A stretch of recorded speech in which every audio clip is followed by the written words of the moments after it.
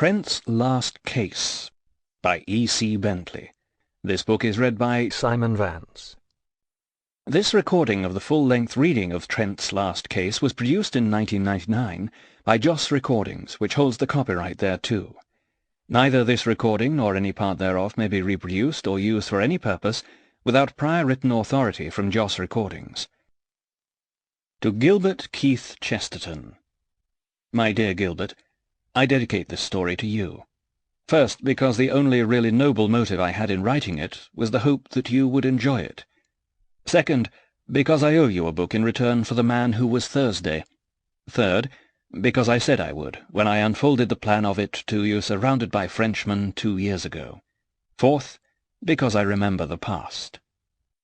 I have been thinking again today of those astonishing times when neither of us ever looked at a newspaper, when we were purely happy in the boundless consumption of paper, pencils, tea, and our elders' patience, when we embraced the most severe literature, and ourselves produced such light reading as was necessary, when, in the words of Canada's poet, we studied the works of nature, also those little frogs, when, in short, we were extremely young.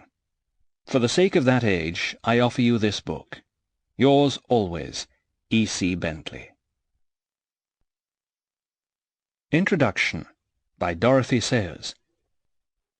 I suppose everybody has at least heard of Trent's Last Case. It holds a very special place in the history of detective fiction.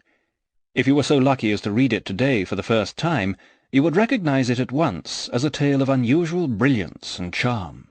But you could have no idea how startlingly original it seemed when it first appeared. It shook the little world of the mystery novel like a revolution, and nothing was ever quite the same again. Every detective writer of today owes something, consciously or unconsciously, to its liberating and inspiring influence. In the years just before the war, the literature of crime was in rather a bad way. The grand old native school of Wilkie Collins, Dickens, and Latham had sunk into vulgarity and absurdity in the pages of the cheap magazines.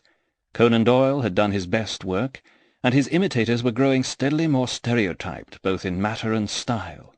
The infallible sleuth, with his cut-and-dried clues and cast-iron deductions, plodded mechanically along the trail, always wearisome and always right.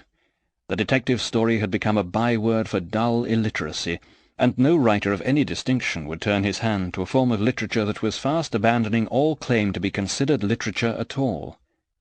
The generally accepted legend, which I believe to be quite true, is that Mr. Bentley wrote Trent's Last Case for a wager, at the instigation of Mr. G. K. Chesterton. Sample complete.